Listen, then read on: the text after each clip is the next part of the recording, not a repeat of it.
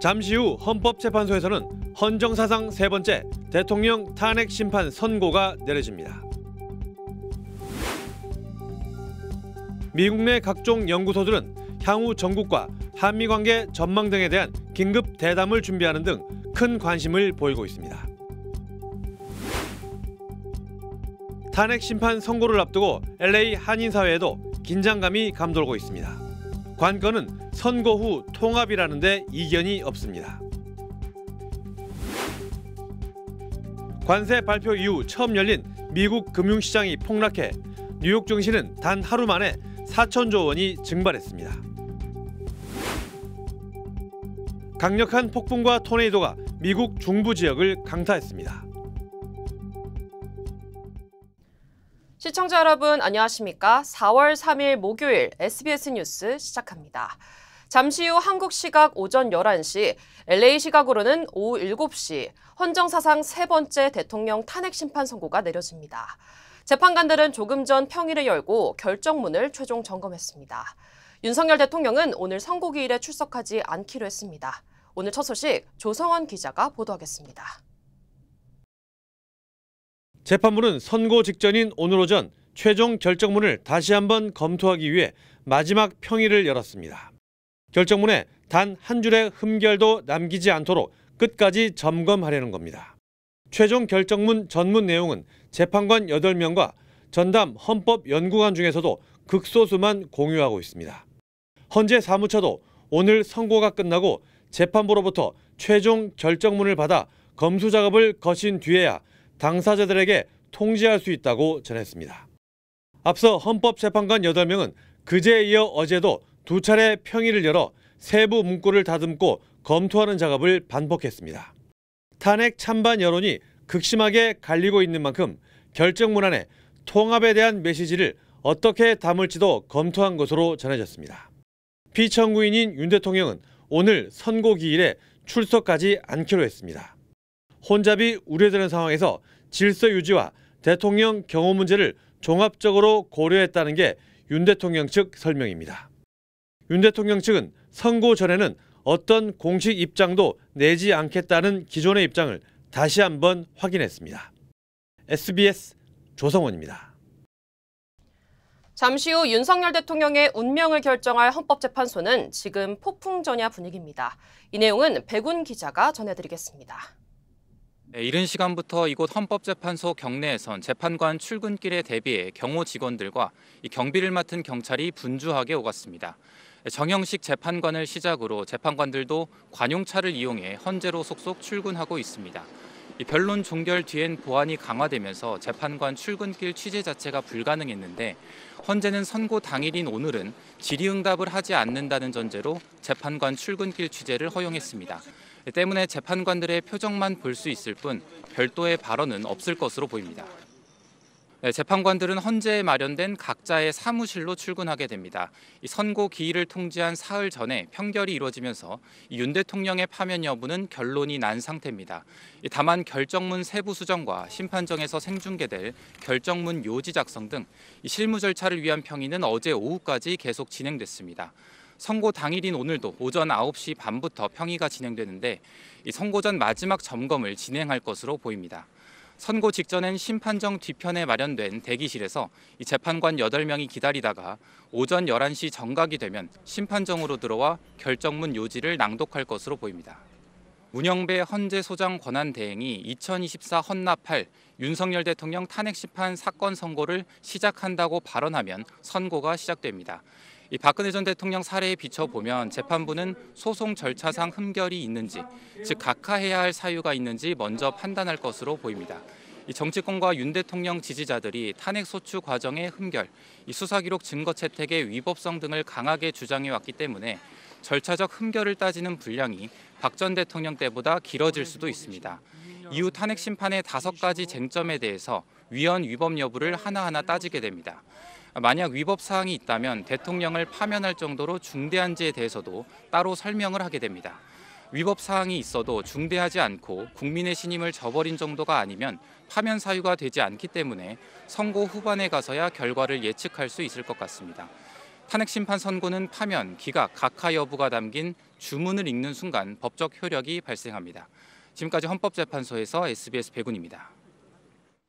윤석열 대통령의 파면 여부는 미국에서도 큰 관심입니다.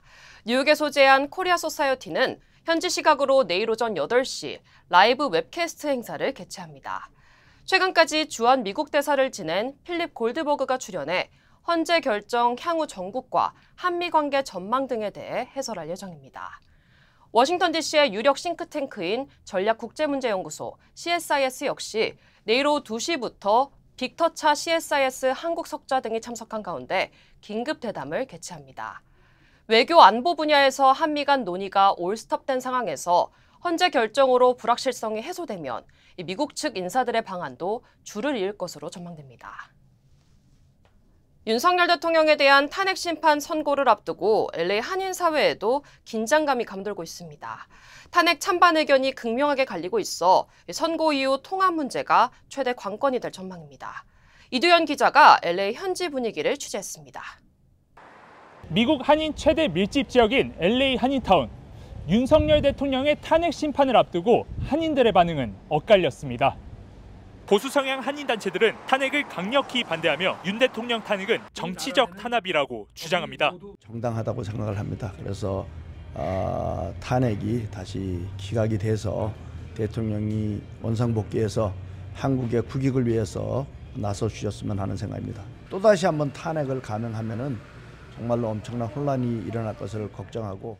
반면 진보 성향 단체들은 탄핵이 민주주의를 회복하는 과정이라며 지지 입장을 밝혔습니다. 서민들도 어려졌고 계엄 선포도 국회도 해산하려고 그랬잖아요.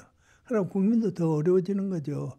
이번 탄핵은 당연히 탄핵되리라고 보고 있고 그로 인해서 민주주의는 좀 더 앞으로 나아가리라고 보고 있습니다. 일반 한인 주민들 사이에서도 의견이 갈리고 있습니다. 계엄 선포가 제일 첫 번째고요. 그 전에도 많은 문제들이 있었잖아요. 그래서 그런 거를 감추기 위해서 너무 많이 이제 죄를 진 것 같아요. 될 수 있으면은 8대 0으로 인용이 됐으면 좋겠습니다. 계엄령은 필요에 의해서. 왜냐하면 미국도 그랬고 한국도 그랬고 정말 부정선거에 우리가 봐도 느껴요. 우리가 봐도 느끼는 그 부정선거를 다시는 생기면 안 되잖아요. 그거를 근거를 찾기 위해서 계엄령을 하셨다고 저는 봐요. 승복은 해야 돼요. 어떻게 나오든지. 한국이 분열을 하면 안 되잖아요. 이쪽으로 뭉치든 저쪽으로 뭉치든 뭉쳐야지 살지. 고국의 정치 상황을 이국 땅에서 지켜봐온 재외 동포들은 선고 결과가 어떻게 나오든 결과에 승복하고 힘을 합쳐야 한다는 데는 이견이 없었습니다. LA에서 SBS 이두현입니다. 네, 다음은 관세 소식입니다. 상호 관세 다음 날 트럼프 대통령은 수술은 끝났고 환자는 회복 중이라며 관세 정책에 대한 자신감을 강조했습니다. 트럼프 발표와 달리 한국 상호 관세율을 26%로 적어 혼선을 빚었던 백악관 문서는 25%로 정정됐습니다. 워싱턴에서 남승모 특파원입니다. 수술은 잘 끝났다. 환자는 살아났고 회복 중이다. 트럼프 미 대통령이 상호관세 발표 후 내놓은 첫 메시지입니다. 무역 적자를 겪어온 미국을 환자에 상호관세를 수술에 비유한 겁니다. I think it's going very well. It was an operation like when a patient gets operated on and it's a big thing. 7조 달러, 우리 돈 1경 원이 넘는 투자가 미국으로 들어오고 있다며 성공을 자신했습니다. 혼선을 빚었던 한국에 대한 상호 관세율은 26%에서 25%로 정정됐습니다. 앞서 25%라고 했던 트럼프 발표와 달리 행정명령 부속서에 26%로 기재됐었는데 백악관은 오늘 별다른 설명 없이 부속서 수치를 25%로 수정했습니다. 러트닉 미 상무장관은 트럼프가 관세를 철회할 가능성은 없다고 강조했습니다. 이는 세계 무역 질서 재편이라며 다른 나라들이 먼저 불공정한 무역 장벽을 없애야 협상에 나설 수 있다고 말했습니다. Only if these countries can change everything about themselves, which I doubt they will, because the VAT is the VAT. 관세를 낮추기 위한 조건에 대해선 미국산 제품을 얼마나 더 많이 수입하는지가 관건이라고 말했습니다. 나토 외교장관 회의에서 루비오 미 국무장관과 만난 조태열 외교장관은 미국의 상호관세 조치에 우려를 전달했습니다. 루비오 장관은 무역 불균형이 재조정된 기초 위에서 새로운 협의를 해나가는 게 중요하다는 입장을 내놓았습니다. 이런 가운데 캐나다가 미국의 25% 자동차 관세에 맞서 맞불 관세를 발표한 데 이어 중국과 EU도 상호 관세에 보복 조치를 예고하는 등 트럼프발 관세 전쟁이 확전으로 치닫고 있습니다. 워싱턴에서 SBS 남승모입니다. 관세 발표 이후 처음 열린 미국 금융시장도 크게 흔들렸습니다. 나스닥 지수가 5% 이상 떨어지면서 뉴욕 증시에서 하루 만에 3조 1천억 달러, 약 4천조 원이 증발했습니다. 뉴욕에서 김범주 특파원입니다. 미국 뉴욕 증시 3대 지수가 모두 폭락했습니다. 주요 기술 회사들 중심인 나스닥이 6% 떨어졌고 주요 500개 대기업을 모은 S&P 500이 4.8% 하락했습니다. 30개 주요 회사만 모아서 가장 변동이 적은 다우 지수까지 4% 추락하면서 뉴욕 증시 전체 시가총액에서 4천조 원이 하루 만에 사라졌습니다. 수입을 많이 하는 회사들 타격이 두드러졌습니다. 아이폰 중에 90%를 중국에서 만드는 애플 주가가 9.2% 떨어졌고 가전제품 판매 1위 업체인 베스트바이 주가도 17% 떨어졌습니다. 나이키가 14%, 갭이 20% 폭락하는 등 중국을 피해서 베트남 같은 동남아의 공장을 늘려왔던 의류와 스포츠용품 회사 주식도 내려앉았습니다. 1, 2달러짜리 서민용 저가 수입품을 주로 파는 이 달러트리 주식이 13%, 파이브빌로우 주식은 27% 폭락하면서 관세 충격이 서민들에게 집중될 거란 우려를 키웠습니다. 트럼프 대통령은 결국은 주가가 오를 거라고 주장했습니다. The markets are going to boom, the stock is going to boom, the country is going to boom, and the rest of the world wants to see is there any way they can make a deal? 하지만 경기 침체가 올 거란 우려는 갈수록 커지고 있습니다. 침체가 오면 에너지 수요가 줄어들 거란 관측 속에 미국산 원유 선물 가격은 6.6% 떨어졌습니다. 중앙은행 연준이 경기가 꺾이는 걸 막기 위해서 올해 안에 현재 예상의 2배인 1%포인트 금리를 인하할 거란 전문가 전망도 50%를 넘어섰습니다. 뉴욕에서 SBS 김범주입니다.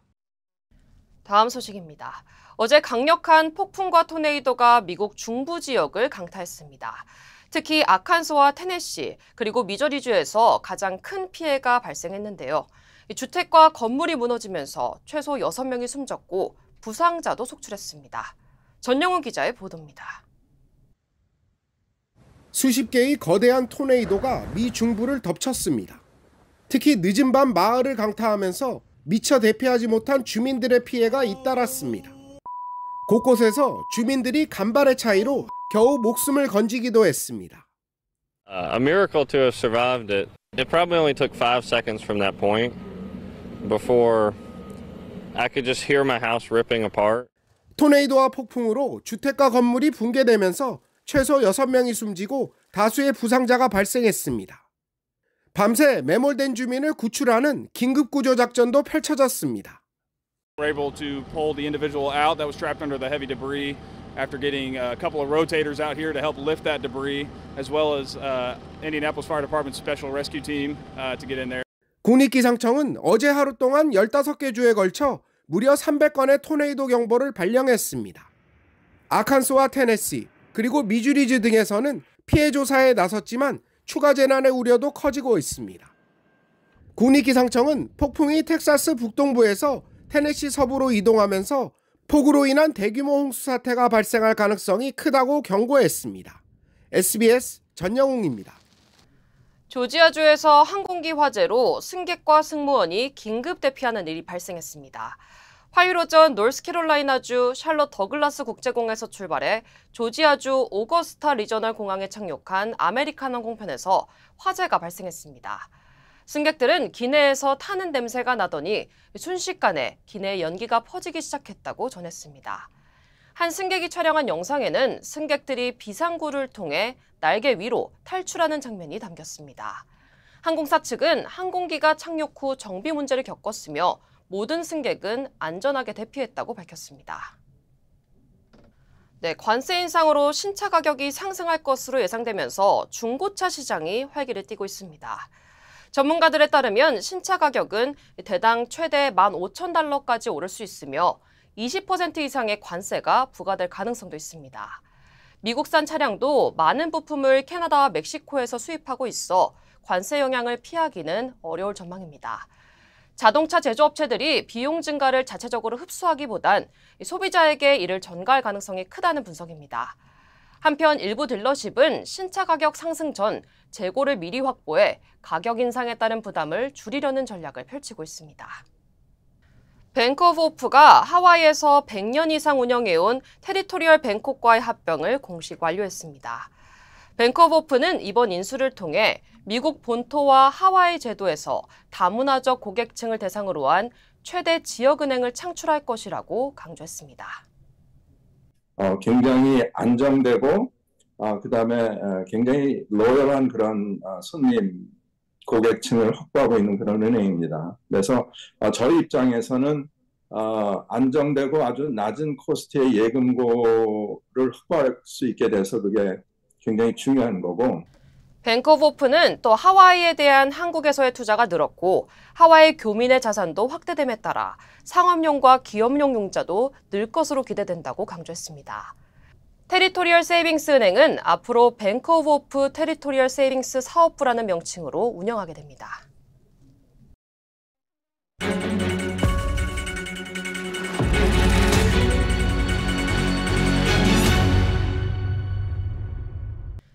트럼프가 쌓아올린 관세 장벽에 80년 가까이 이어져 온 전 세계 자유무역 질서가 사실상 무너질 위기에 놓였습니다. 지금부턴 세계 각국의 움직임 살펴봅니다. 먼저 워싱턴 김용태 특파원이 미국 내 움직임 전해드리겠습니다. 네, 트럼프 대통령은 50년 이상 착취당한 미국이 해방되는 날이라고 표현했습니다. 관세를 통해서 무역 적자를 청산하겠다는 겁니다. Chronic trade deficits are no longer merely an economic problem. They're a national emergency that threatens our security. 앞서 전해드린 대로 관세 계산법 자체가 미국의 무역 적자를 0으로 만드는 방식입니다. 100원어치를 수입하는데 적자가 30원이라면 30% 관세를 붙여서 적자를 0으로 만들어야 하는데 미국은 관대하니 절반만 받겠다는 논리입니다. 국가별 관세 부과까지 6일 정도 시간이 있지만 그 사이에 협상을 하긴 조금 어려워 보입니다. 미국이 오늘 발표된 관세로 연간 800조 원 이상을 얻게 될 것이란 추정도 나왔습니다만 관건은 향후 세계 경제 그리고 미국 경제의 흐름이 될 것 같습니다. 미국을 비롯한 많은 나라가 경기 침체에 빠질 가능성이 크다거나 물가 상승으로 결국 미국 소비자가 가장 큰 피해자가 될 거란 예측도 나오고 있습니다. 미국 상원에선 캐나다에 대한 관세 부과 철회 결의안이 통과되기도 했는데 관세 정책에 대한 미국인의 지지가 흔들린다면 트럼프의 관세 강경 노선에 변화가 생길 것이다. 이런 전망도 나오고 있습니다. 지금까지 워싱턴이었습니다. 다음은 유럽 반응입니다. 20% 상호 관세를 부과받은 유럽연합은 크게 반발하고 있습니다. 미국과의 오랜 동맹 관계도 흔들릴 거란 전망입니다. 파리에서 곽상은 특파원입니다. 미국의 조치에 유럽도 격앙된 반응입니다. 유럽 의회에선 미국 해방의 날이 아니라 분노의 날, 인플레이션의 날이란 날선 반응이 나왔습니다. 유럽은 보복 조치를 시사했는데 한편으론 대화로 해결하자는 메시지도 거듭 발신했습니다. We have always been ready to negotiate with the United States to remove the remaining barriers to transatlantic trade. At the same time, we are prepared to respond. EU는 철강 알루미늄 관세에 대응해 이달 중순 우리 돈 42조 원 규모의 대미 보복 관세를 이미 예고한 상태입니다. 특히 트럼프와 공화당 지지층에 타격을 줄 품목들을 집중 선정한다는 전략입니다. 여기에 이번 상호 관세 등에 대응해 추가 조치를 마련 중이라고 밝혔는데 미국의 서비스 부분이 표적이 될 거란 전망이 나옵니다. 나토 탈퇴를 위협하고 우크라이나 종전협상 과정에서도 유럽을 등한시해온 트럼프의 태도에 대서양 안보동맹은 이미 심각한 균열이 난 상태입니다.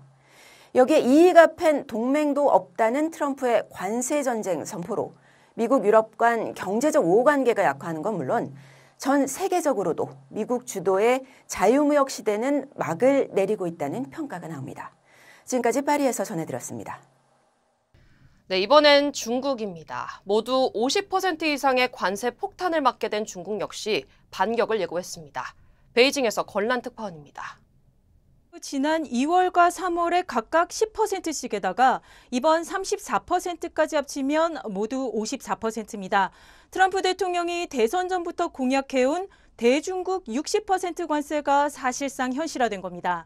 또 $800 이하의 중국발 소액 소포 면세 혜택도 다음 달부터 없어집니다. 지난 2월에 실시를 하려다가 물류 대란이 빚어지면서 철회했던 바로 그 조치입니다. 저가 제품으로 미국 시장을 공략해왔던 알리, 테무, 쉬인 같은 중국 전자상거래 업체들도 직격탄을 맞게 됐습니다. 中方对此坚决反对，将采取必要措施，坚定维护自身正当利益。 네, 앞서서 중국은 미국의 1차, 2차 관세 부과 당시에 보복 관세로 맞섰습니다. 하지만 모든 중국산을 겨냥했던 미국과는 달리 농산품 같은 트럼프 지지 세력을 겨냥한 핀셋식 대응이었고요. 또 시행 시점에도 말미를 뒀었죠. 이번에도 관세 발효일쯤에 대응책을 낼 가능성이 커 보입니다. 여전히 대화도 강조를 하고 있는데요. 트럼프 일기 때 무역 전쟁을 겪으면서 일찌감치 대비를 해온 중국이 이번엔 어떤 카드를 꺼내들지 고심하고 있는 걸로 전해졌습니다. 네, 그런가 하면 트럼프 취임에 맞춰서 대미 외교에 공을 들여온 일본도 24% 상호 관세를 맞았습니다. 일본 정부는 지극히 유감이라면서도 이 대상에서 제외되기 위해서 끈질기게 대응하겠다면서 협상에 무게를 실었습니다. 지금까지 베이징에서 전해드렸습니다. 2025년 미국에서 가장 빠르게 성장하는 브랜드 탑 50에 한국 프랜차이즈 브랜드 BBQ가 7위에 올랐습니다. 각 지역 주요 한인사의 소식 이원정 기자입니다. 2025년 미국에서 가장 빠르게 성장하는 브랜드 탑 50에서 한국의 프랜차이즈 브랜드 BBQ가 7위에 올랐습니다. 유명 리뷰 플랫폼 옐프는 지난해 고객 리뷰 수, 검색량 등을 기준으로 미국에서 가장 빠르게 성장하는 푸드, 레스토랑, 쇼핑 브랜드 50개를 선정해 순위를 공개했습니다. BBQ는 이 목록에 새롭게 진입했으며 레스토랑 브랜드 중에서는 가장 높은 순위입니다. 2007년 미국에 처음 진출한 BBQ는 현재 31개 주에 약 250개의 매장을 운영하고 있습니다. 비영리 단체인 소망 소사이티의 설립자인 유분자 이사장이 미국에서 가장 권위 있는 상인 앨리스 아일랜드 명예훈장 수상자에 선정됐습니다. 유 이사장은 한인 시니어들의 웰빙과 웰에이징, 웰다잉, 그리고 치매 등 의학 교육에 기여한 공로를 인정받았다고 밝혔습니다.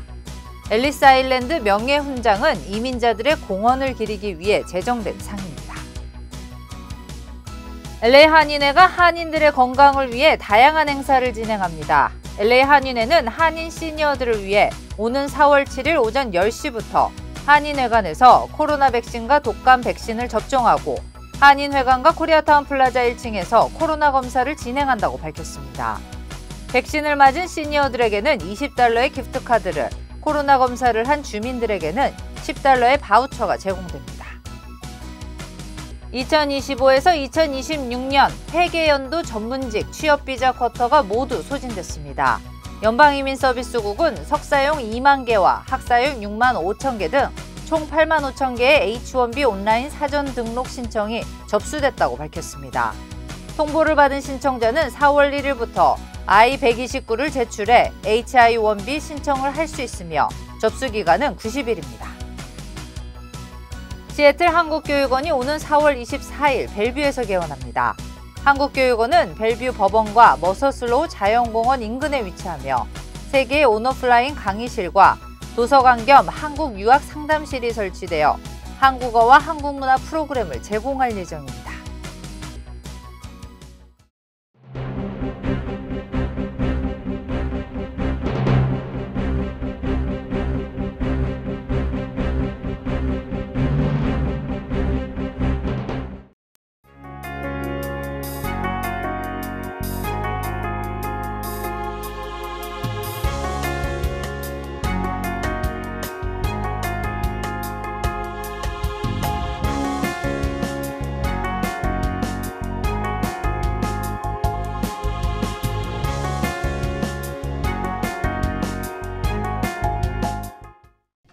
(4월 3일) 목요일 SBS 이브닝 뉴스 마칩니다. 시청해주신 여러분 고맙습니다.